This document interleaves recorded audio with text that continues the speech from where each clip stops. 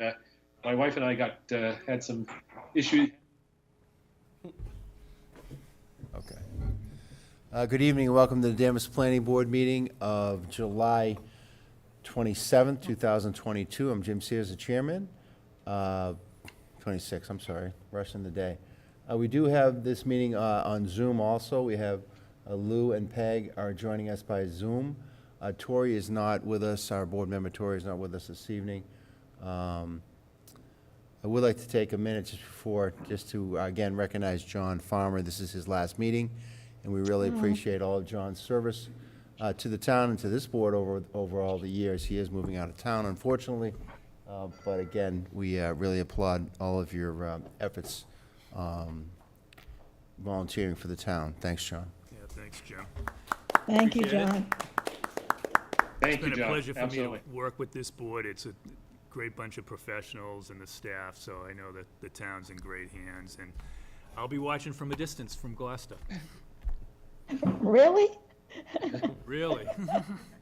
I'll get the Danvers Herald Peg so I can figure out what's going on, right? Or what do they call it now? They combined I them. forget what they call it. Citizen or something? Yep, You're a Herald citizen. Citizen. Yeah. Yeah, I think it's all the same now. All right, without further ado, the first item on the public meeting agenda is 160 Andover Street. Request for site plan review pursuant to Section 4 of the zoning bylaw submitted by PMG Northeast LLC for property in the Route 114 Corridor Zone A, Route 114A zoning district. The applicant proposes a drive-through at the rear of the building and associated site modifications. Assessors map 55, lot 11. The applicant has requested a continuance on this. If we could, we've not opened this up, right, Josh, so we're just gonna That's, continue. yes. If I could get a motion for that. So moved, Lou George. Second? Motion is made by Lou, seconded by Peg. All in favor for the continuance to our next meeting, which is August 23rd, 2022. Aye. Aye. All in favor? Aye. Opposed? None. Second item, 13 Essex Street. Request by Errol Carey for extension of completion date for site improvements, Assessor's Map 43, Lot 423. Is the applicant present? Yes. If you would, please approach the microphone and just identify yourself, and you can present your presentation. Yeah, so my name is Harold Carey. I own 13 Essex Street. I got approved for a special permit in 2020 and a site plan approval. I haven't started work yet at it because it's just been tough with COVID. Like since the year after I got the approval, that was pretty much, I got the approval in October, then it was winter, so we couldn't start anything. Then the year after, it was pretty much peak of COVID. So that year went by, and then this year I got hospitalized myself in the beginning of the year with COVID, so I've been out of it for like 6 months. So I was hoping you guys can extend the site plan approval for another year, because my special permit is good for 3 years, but site plan is good for 2 years. And to my understanding, the new regulations, the site plans are good for 3 years too now. That's correct. Yep. So if you guys would extend it for another year, because it's almost the end of the year and we can't start anything right now. It's, soon it's gonna be winter, and It's pretty warm out. I understand, but I mean, you have to have reasonable cause. I understand the COVID, but I mean, it just, have you it's done been any hard for me to any hire work s- on hire site? some- I'm sorry? Have you done any work on site? Have you done any, No, I haven't started clearing? nothing, no. Because it's just been, I've been out of it, and it's just hard to get someone to commit to working soon because they don't wanna get into winter. So, it's been a little tough to find someone to start working in the near month though, so. members of the board, John? So what's your best guess of when you can get going? Probably next year, by beginning of the year, I mean, as soon as the weather breaks. Okay, in the spring, is what you're Yeah, in saying? the spring, yeah. I already talked to a contractor, and he's on board, but he's having like he doesn't really know if he could start in September or end of August.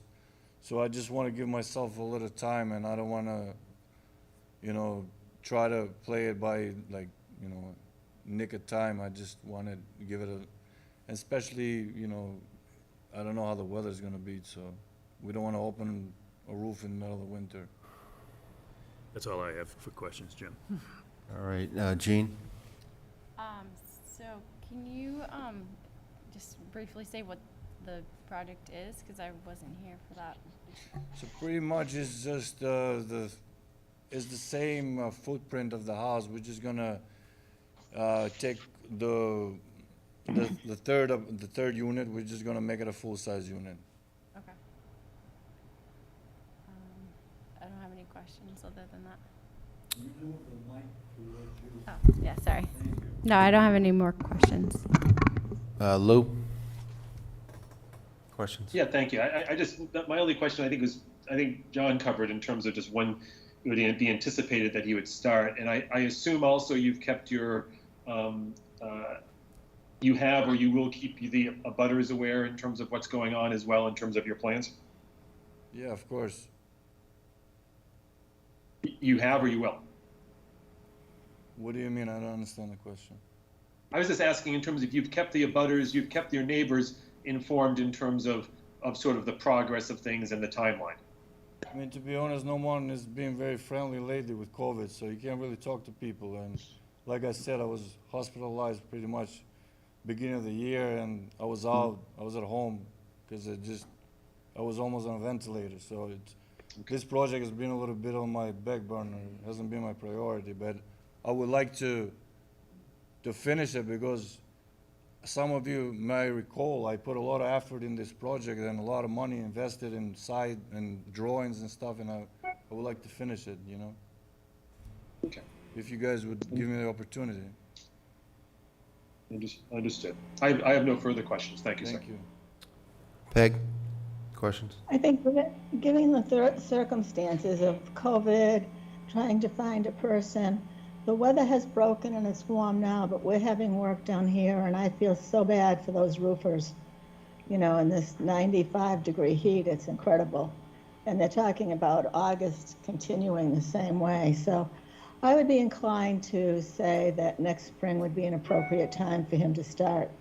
Thank you, I appreciate it. So, the decision you got was dated October 5th, 2020, and you're asking for another year extension? Yes, sir. Okay. So, are you tearing down the house, or you're just adding to the house? No, we're just pretty much making the third floor a full-size unit, that's it. We're not tearing down the house, we're not doing none of that. Okay, so just adding the third floor. Pretty much, it's not gonna be like this, it's gonna be like this and like this, so the third floor is a full-size unit. So that there's no roof. Gotcha. There's no change of footprint or anything, it's the same house. So it's just a roof and siding. Pretty much the third floor, we're just gonna make it a full size instead of it being like And the a floor, yeah. roof is gonna be a full size. The footprint's the same, it's just gonna be, you can walk through all the rooms without ducking, pretty much. Okay. All right, this is a public hearing. I'll hear the question. There's a gentleman in the audience has a question. If you could identify yourself, come to the mic. Yes, sir, Mr. Bradstreet. One second.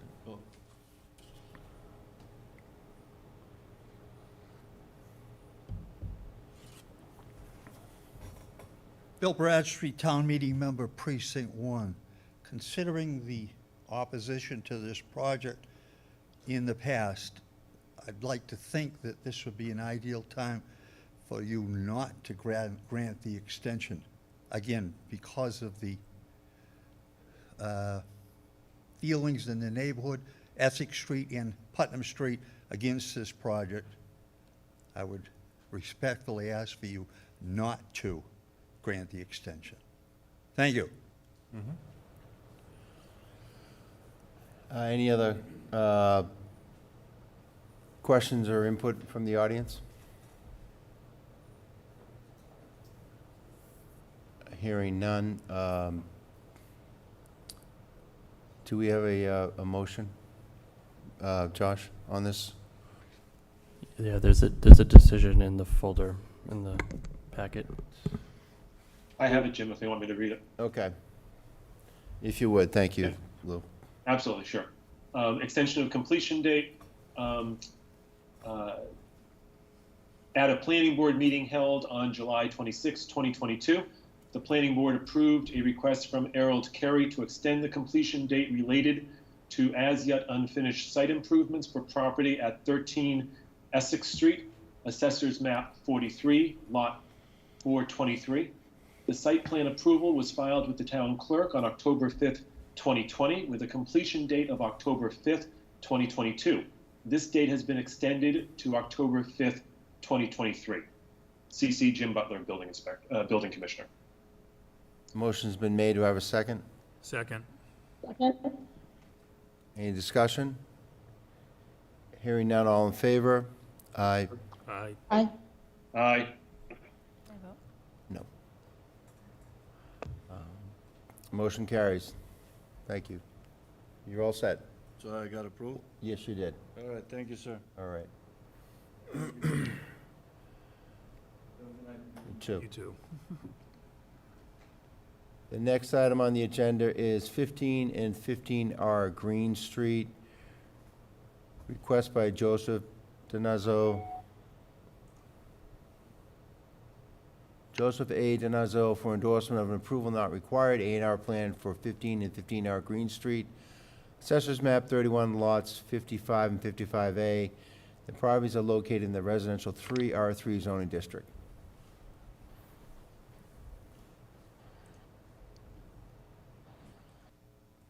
Good evening. Good evening. I'm Joe Small from Hancock Survey. I'm the surveyor that prepared the plan. I brought a markup. I didn't know if you needed that to be part of the presentation. But basically, what Mr. Denuza wants to do is take a portion of his front property and grant it to the property in back. He's got plenty of area and plenty of frontage, so it doesn't affect him zoning-wise. And that's pretty much the basis of this. Do we have the capability of putting the plan up on the screen? Yes, it's right here, I'm sorry. Yeah, that'd be helpful. Make it easier for everyone to look at. So what you see, the orange is the piece that he's going to be conveying to the property in back. Was this a 2C waiver originally? It was not a 2C waiver. They did get a waiver back 20 years ago for the access to the lot in back. But this particular division doesn't really affect the lot in back. It's really just the front. Jim, I believe it was a variance. Okay, so it might have predated the 2C waiver process, or? Yeah, that's what created that lot in the rear, yeah. Yeah, the lot in the rear was constructed at the time we originally divided the lot, back in 2001, I believe. All right. Questions from the board? Jean? Just curious, what is the reasoning behind the land transfer? Right now, both properties are in the family, but I think Mr. Denuzo is contemplating selling the parcel in front, and they realized years ago that there wasn't really quite enough room for the front yard of the back house. So he wants to make it a little bit bigger, a little more livable, so that if he sells the front lot, he doesn't have to worry about it. Okay, thank you. All right. John? No, I don't have any questions. Lou? Yeah, just real quickly, I think you covered this here, but this doesn't seem to affect any of the square footage. It seems like the front lot, I think, is a little under 60,000 square feet, and the rear lot is at 99,000 currently. Right. And zoning only requires 30, so it's got Sure. more than enough. Okay, very good. Yeah, I don't have any questions. Thank you. Peg? I don't have any questions either. All right, all right. I don't have any further questions. Lou, could you read the decision on this? There is no decision, there's just the plans we have to sign. Do you want to make a motion, Lou, to approve? He's on mute. Lou, you're on mute. Thank you. Sorry. Sorry about that. Let's see. Move to move to approve the request by Joseph A. Denuzzo for endorsement of an approval not required A&R plan for 15 and 15R Green Street, Assessors Map 31, lots 55 and 55A. The properties are located in the residential 3R3 zoning district. Motion's been made. Do I have a second? Second. Second by John. All in favor? Aye. Aye. Aye. Aye. Opposed? None. Thank you. Thank you very much. All right. Do you sign that tonight, or do I come back another time? We'll sign it after the meeting, and you can pick it up tomorrow. Excellent. All Thank right. you very much. Thank you. Actually, we'll only have 2 wet signatures tonight. So it might be another day or two, Joe. That's a good call. Yeah. We'll let you know. All right. 42 Summer Street, request by Gambrell LLC and Danvers MC Owner LLC for endorsement of approval not required A&R plan for 42 Summer Street, Assessors Map 34, Lot 3. The property is located in the residential 2R2 zoning district. Good evening. My name is Nancy McCann. I'm here on behalf of the applicant. With me tonight is Patrick Mallon as well. And this is an A&R plan for the division of the property located at 42 Summer Street into a lot shown as Lot A1, which has 142.25 feet of frontage on Summer Street, and Parcel B, which there's a note on the plan, Parcel B will be added to the abutting lot at 44 Summer Street. 44 Summer Street has compliant frontage of 167.11 feet. So this plan is eligible for endorsement as an A&R plan because it does not show a subdivision. And I'd be happy to answer any questions. All right, questions from Peg? Any questions? Not at this time. All right, Lou?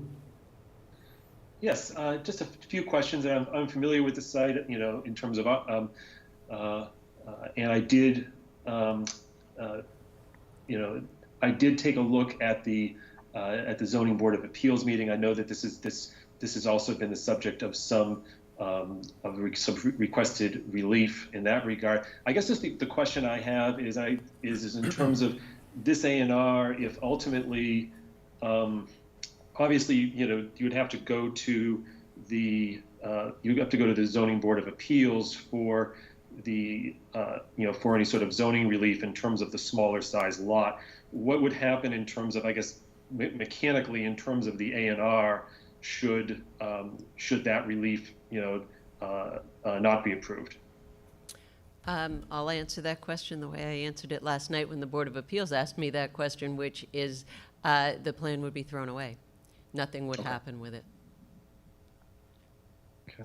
And if it does, if you know, if there's ultimately, let's say, if there's, so, you know, so it'd be thrown away. So I guess I would assume that if there was a grant, but it was for a different, you know, if there's a different configuration in terms of property size and all, you would need to come back to Planning Board for another A&R. Is that what would? Okay. Yes, this is a little unusual from what you normally see, but the zoning administrator has advised that although the lot configuration has to go to the Board of Appeals and an application has been filed for that, the A&R process that we're going through tonight has to come first. That's not how you've typically handled it in the past, but we're proceeding in accordance with the zoning administrator's determination. So if through the zoning variance process to create an undersized lot, the lot configuration that's shown on this A&R changes, we would have to come back for a new A&R endorsement. Okay. Okay. Thank you. That's very helpful.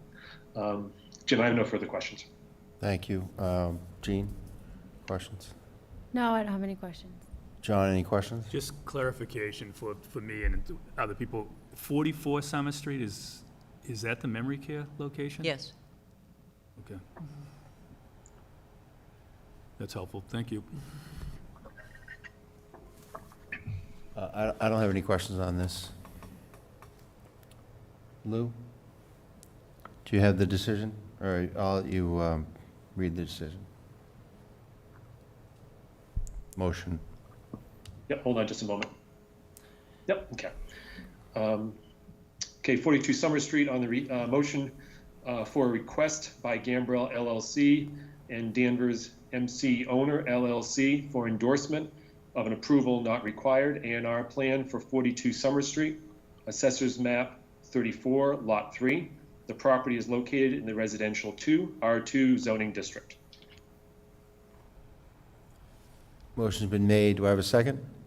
Second. Second by John. All in favor? Aye. Aye. Aye. Opposed? None. Thank you. Thank you. All right. Next item on the agenda, Maple Square definitive subdivision.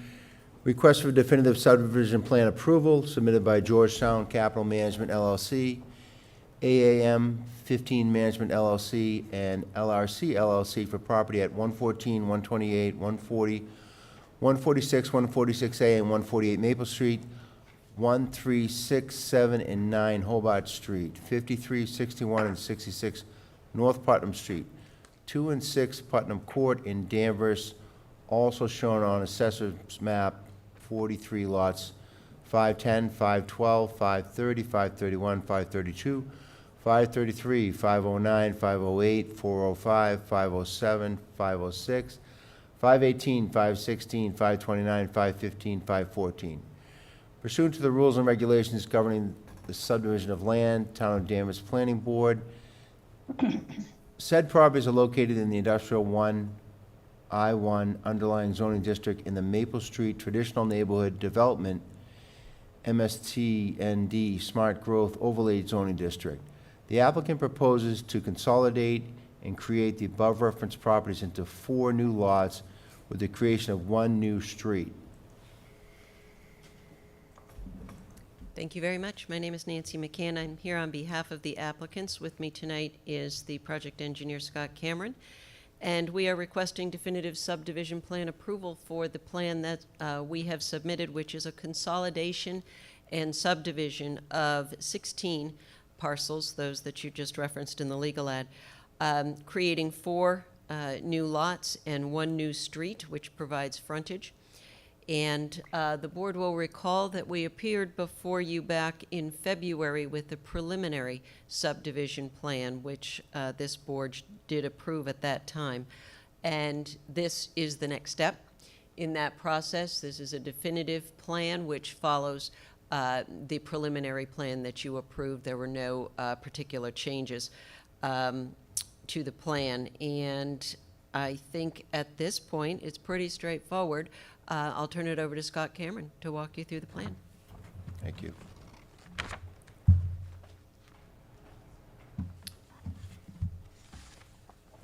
Good evening. Good evening. For the record, Scott Cameron with the Moore and Cameron Group, 66 Elm Street in Danvers, Massachusetts. Thank you for having us tonight. As Attorney McCann did mention, this will be brief. We assembled the definitive plan set following the rules and regulations governing the subdivision of land. We complied with all those regulations with the exception of 2 items, which we are requesting waivers from. I just wanted to go through those briefly. They are, the first waiver is to use the North American vertical datum of 88, which is the current datum we survey on, where the regulations require National Geodetic vertical datum of 29, which is, it's just an older version. And we are also requesting a waiver to use 3.5 inches of standard base course paving instead of 1.5 inches of base course over 2 inches of black base, which is, again, just an older construction method. The town engineer did agree with approving both of those waivers. The plans themselves, Josh, if you would like to flip through them, we can go quickly. But it's a full plan set with your cover sheet. The next page is notes, your notes, legend, abbreviations. You have an existing condition survey detailing all the information that exists on the ground today, as well as along the streets. The lotting plan, which is the key plan that extinguishes existing lot lines, consolidates, and creates the new lot lines, as well as creates the geometry for the road itself. All the bearings, distances, and information on the lots are contained in that plan. Lot 1 is 19,738 square feet. Lot 2 is 90,118 square feet. Lot 4, 38,175 square feet. Those are all in the local industrial zoning district, which does not have a minimum lot area and only 50 feet of frontage. And then Lot 3, which is 12,043 square feet, which is the location of the existing freight house. And again, all the lots meet the frontage and area requirements. The rest of the documents in this plan set include the roadway profiles, site grading and plan, your construction details, cross-sections, and all the information that's required in the regulations. I won't go through it, but we also included a technical document which has stormwater management calculations. All the stormwater from the proposed road will be collected in the road, carried back to an underground infiltration system where the water will be put back into the ground. So there is zero discharge from the site to the town's stormwater management system. And your water, sewer, electric, and other utilities will be brought into the road, again, from the existing utilities in North Putnam Street. I'm happy to answer any questions. Thank you for your time tonight listening to our presentation. Just had a quick question on, you've got the 4 lots laid out, and then Road A. Road A is essentially going to be a private way. Correct. I mean, it's designed in full compliance with the regulations, so theoretically, one could go in to town meeting and request acceptance upon proof Okay. that it was built to code. So could that also be considered a lot, or no? I mean, I've seen it on other plans as where they maybe take an easement from a town and they make it the roadway, and that's considered a lot sometimes. Is that, so this, In this case, Well- literally, yes, it is a parcel or a lot. It's not intended to be for construction. It's intended to be for a road, built as such. But yeah, we are creating the right-of-way in this case, and it follows all the required geometry of the regulations. and essentially the purpose of this filing in this sense is to essentially freeze the zoning? Is that what we're doing? That is correct. Yep. So that's the motivation, in addition to having a definitive subdivision plan, as opposed to the preliminary is what we approved previously. It's a two-step process, and because it's also, in this case, it's a commercially zoned property, we're required to file a preliminary plan. Upon filing that, it has to be followed with the definitive plan to complete the mechanism that would freeze zoning. Just to let the audience know, because, I mean, we did already vote this project and approve this project. This is more of a formality, if you will, to that extent. Yeah, it's, simply said, it is just, the AAM management is investing a lot of money right now in developing the construction plans for the project. As we've seen even during the course of this, bylaws change, regulations change. As you're going through that, those changes can sometimes cause the project have to be redesigned. So this just ensures that the book that we started with is the book we're going to finish with. And it's no different than we do similar things with conservation commissions and wetland filings to lock in the wetlands so they don't change. And it's just it's a belts and suspenders. Okay. Yeah, I think it's important to have that prologue, if you will. Questions from the board? John, do you have questions? Just timeline, does this freeze it forever, or is there a timeline that it goes 8 years. 8 years? 8 years. Okay, thank you. No other questions. Jean, questions? So I have a question. So is this basically just how you're breaking up the project, and then Road A, it's going to be expanded into that parking lot? Correct, yeah, we're just reconfiguring where the lot lines are drawn. Okay. And Road A it's like any other road. It's created through the definitive subdivision process. It's the only way to create a road. Okay. Nope, I don't have any other questions. Okay. Lou, questions? Yeah, and most of my questions in terms of related to the sort of the zoning freeze that was just discussed. But I had a question just with respect to the waivers, and because I'm looking at just in terms of what I have from staff, indicates that one of the waivers is I believe it's Roman 5D5, of a fire alarm system. But then I believe during the applicant indicated it was I think it was 5D1. So I'm a little bit confused in terms of what, do we have a fire alarm system waiver?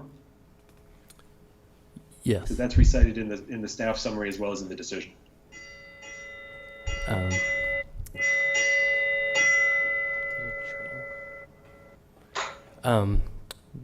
I believe from the applicant, communication with the applicant, that that waiver was being requested for the fire alarm, but I guess they could comment if that waiver is still being requested, but I believe, yeah. I'm just confused in terms of what waivers I just want to be clear in terms of what waivers are being sought. Attorney McCann is confirming that for us at the.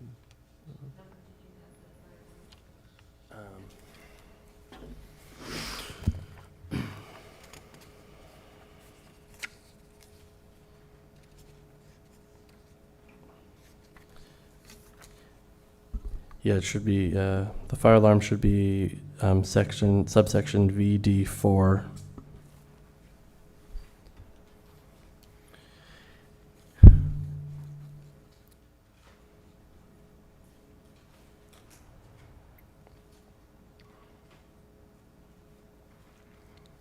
Did that answer your question, Lou, or did you have an additional question? Well, no, because I believe that Mr. Cameron mentioned that there was another waiver in terms of it was a different waiver than the fire alarm system. Scott, is there a way your attorney McCann could, I believe it was the vertical datum question? Yep. Yes. I listed the vertical datum and I listed the paving cross-section waiver. I guess I would, And Nancy McCann is checking on the third one.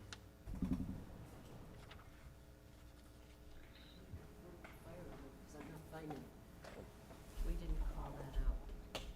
You found it, so I'm in V. do you have a reference, Scott, for that vertical datum one? V as in Victor, B as in boy, 1.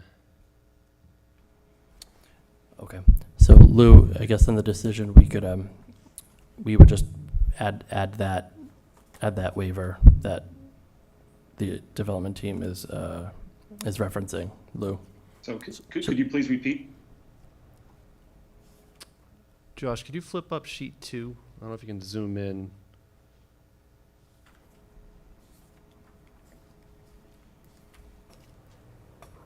Bottom right. Yeah, I see it. that's right, I saw it, yep. Yep, so V is in Victor, B is in boy, Yep. 1. I see it. Thank you.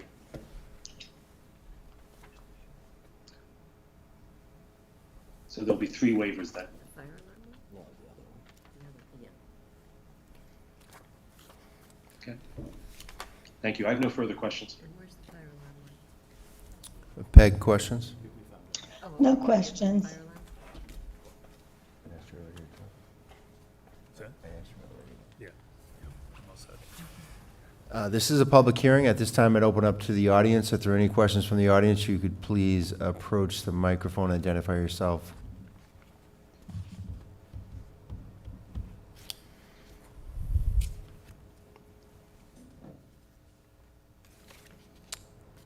Now's your chance. Questions, comments? All right. Oops, one in the back. Mr. Radford. Mr. Bradstreet, if you would, please approach the microphone.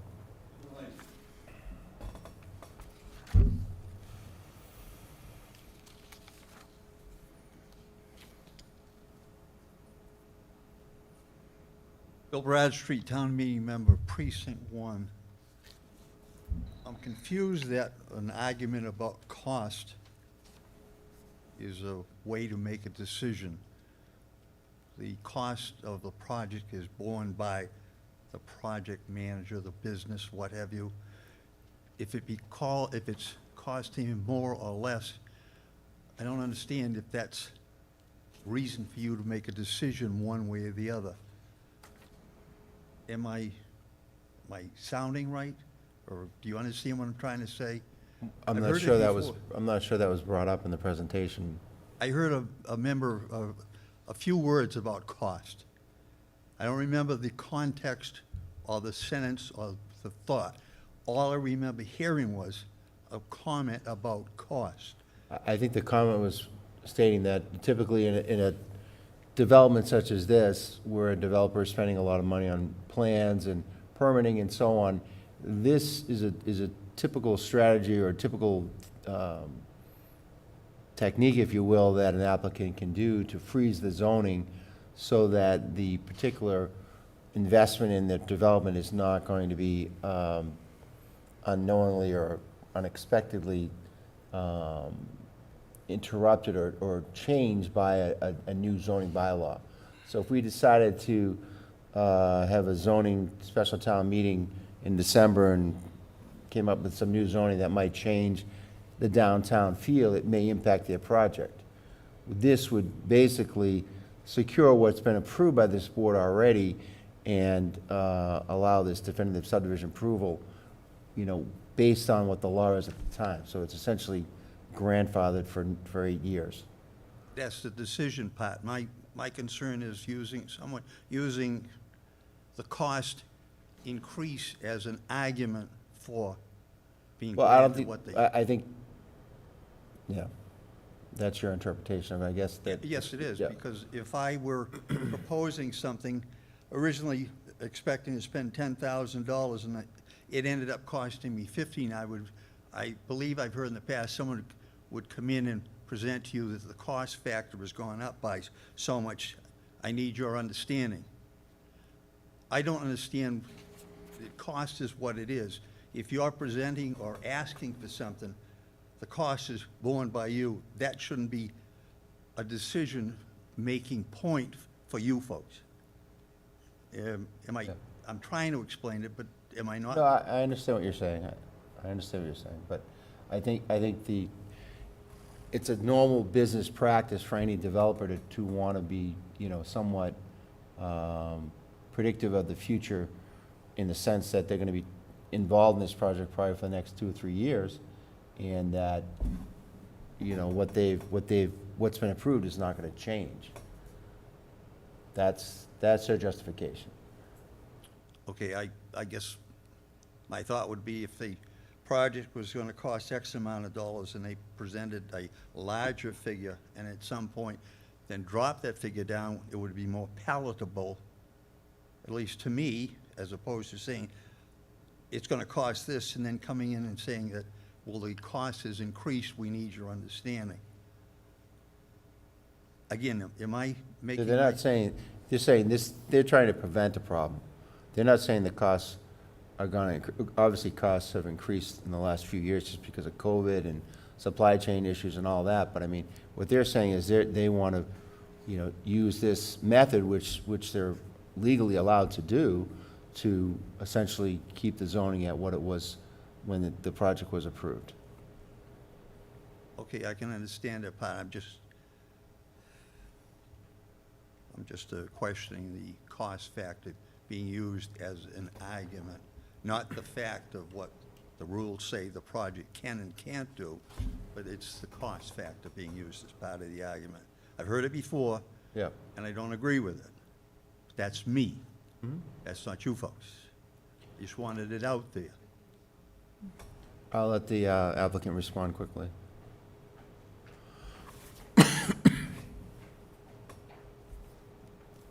I just want to clarify what was said, and I think in Scott's presentation he mentioned the cost is not being used, or the cost of the project is not being used to justify this approval.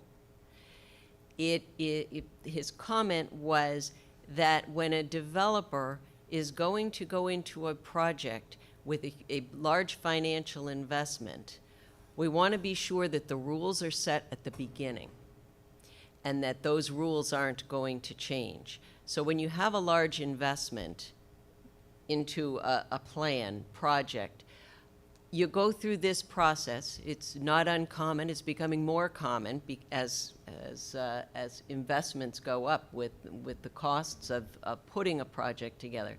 You do this process so that you set the rules at the beginning, and then you know what they are. They're good for 8 years, and then you go forward with designing your project. The cost factor is not a basis for this approval. This project, this definitive subdivision plan, stands on its own. It's worthy of approval. It has nothing to do with cost with regard to the decision. The cost comment came up as the reason why a developer might go through this definitive subdivision process as part of the overall permitting for a particular project. That was the comment. I hope that clarifies it for Mr. Bradstreet. Thank you. Other questions from the board, or from the audience, I'm sorry?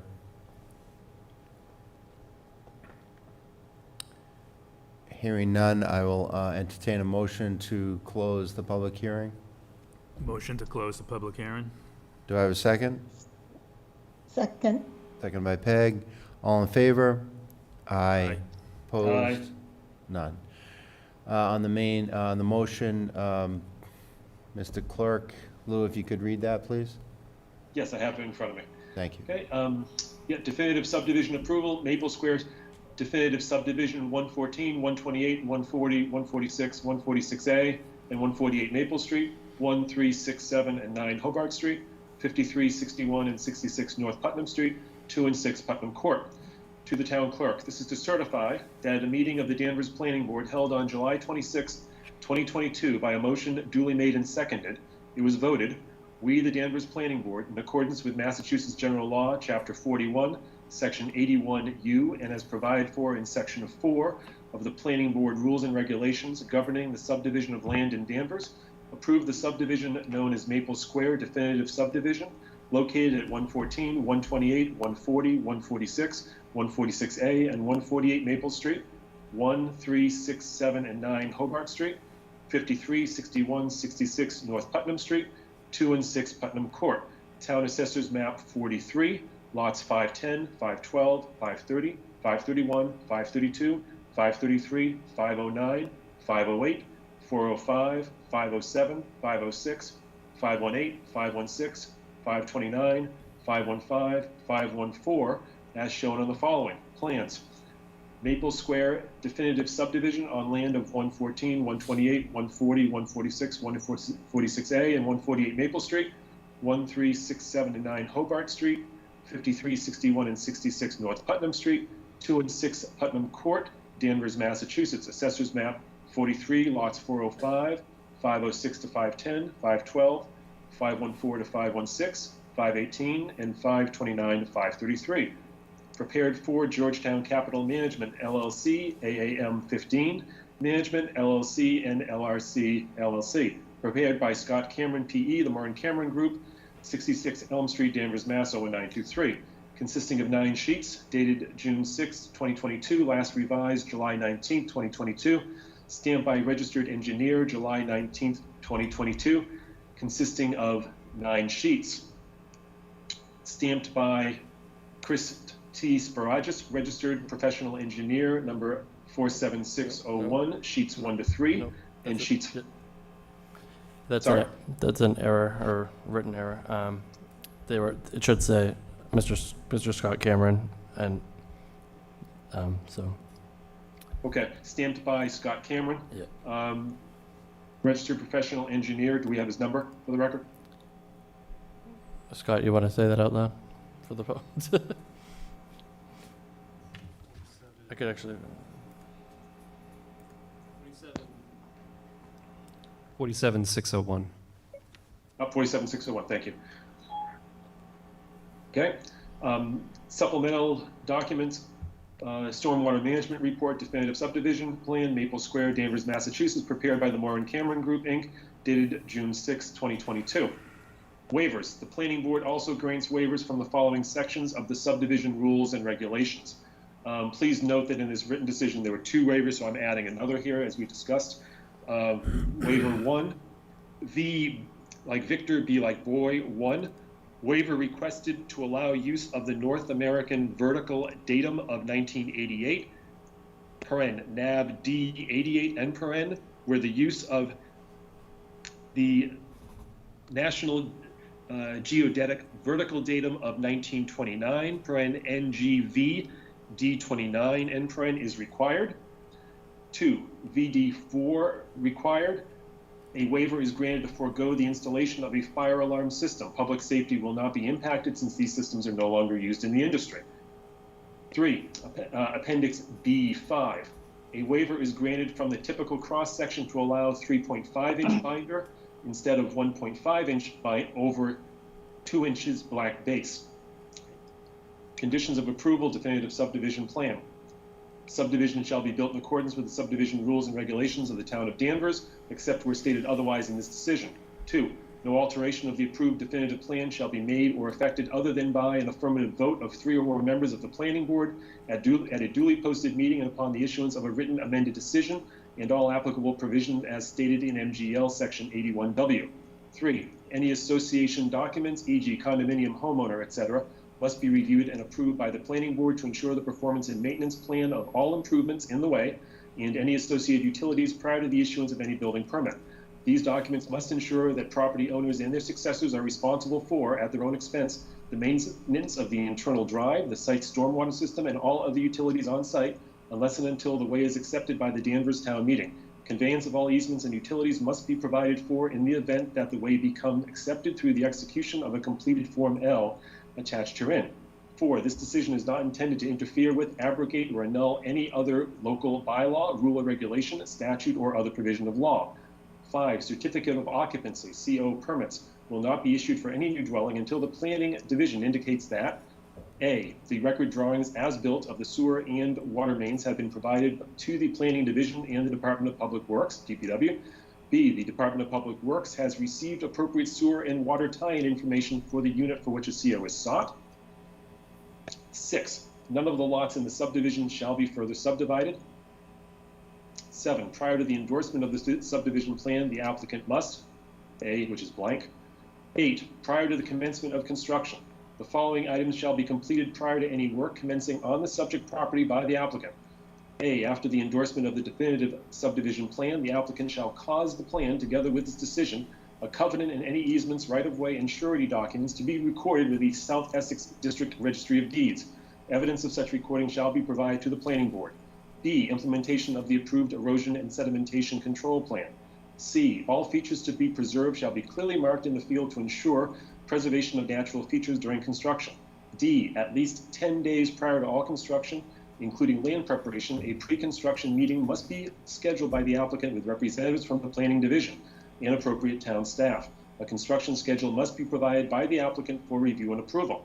E, no construction, including land preparation, shall commence until all necessary permits for such construction or land preparation required by state, local, and/or federal laws and/or regulations have been secured and copies submitted to the planning division and town engineer.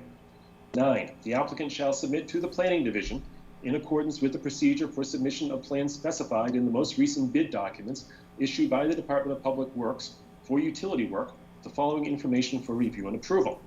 A, 4 copies of shop drawings for any structure to be installed on site, including but not limited to sewer lift stations, water booster pumping stations, drainage pumping stations, head walls, and other utility structures and retaining walls, if any.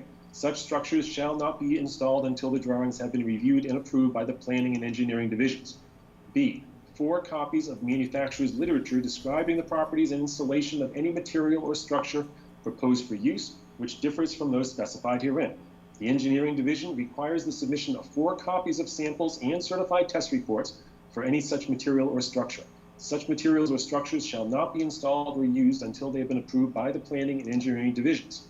10, prior to the issuance of a building permit for any lot, all utilities serving that lot, including but not limited to municipal water, sanitary sewer, electric, telephone, and cable television, be completed and tested by the applicant with reports provided to each town agency responsible for each respective utility. Where the utility is not supplied by the town, the report will be provided to a private utility. Copies of such reports must be forwarded to the Planning Division and the Building Commissioner. 11, a street identification sign bearing the name of the subdivision, the name of which is to be approved by the fire department, must be received by the fire department and the assessor and must be installed prior to the issuance of any building permit. 12, evidence of recording of all plans, easements, and covenants shall be provided to the Planning Department, Planning Division, Town Engineer, and Building Commissioner. 13, evidence of release of covenants and or posting of a performance guarantee shall be submitted to the Planning Division and the Building Commissioner. 14, prior to the issuance of a certificate of occupancy permit. A, the roadway base courses and binder courses shall be installed and approved in writing by the Planning Division. B, the stormwater management system shall be operating and functional as approved after the binder course is installed. 15, prior to release of performance guarantee. A, completion of all required improvements. B, submission and approval of all legal documents for the conveyance of easements and utilities not already approved if necessary. C, submission of a street layout and acceptance plan with quitclaim deed for the fee interest in the way. D, submission and approval of as-built plans. General conditions on construction. 1, the electric utility service shall be underground in conformance with the subdivision rules and regulations as most recently adopted and amended. 2, all utilities, roadway, construction, and materials shall be in conformance with the most recently amended subdivision rules and regulations, except as waived herein. 3, the applicant shall provide appropriate measures to limit construction debris and materials on the site. In the event that debris is carried onto any public way, the applicant and his assigns are responsible for all cleanup of any construction debris not contained to the site. All cleanups shall occur within 24 hours after the first written notification to the applicant by the board or its designee. Failure to effect such cleanup will result in the projects being shut down until the land is clear, town cleanup is completed at the applicant's expense, or other measures are taken that are appropriate in the reasonable judgment of the town. Hours of construction shall be restricted to 7 a.m. to 5 p.m. on Monday through Friday and 8 a.m. to 5 p.m. on Saturdays. Construction shall not be permitted on Sundays and state holidays. 5, all encumbrances, mortgages, and restrictions shall be subordinate to this decision and to the covenant described above. This decision may be appealed to the Superior Court within 20 days of its filing with the town clerk. The board shall not endorse the approved definitive subdivision plan until the required 20-day appeal period has expired. Signed, James Sears, Chair, Danvers Planning Board. Thank you, Lou. The motion's been made. Do I have a second? Second. Second by Second. John. Any discussion? Hearing none, all in favor? Aye. Aye. Aye. Aye. Thank you very All much. set, thank you.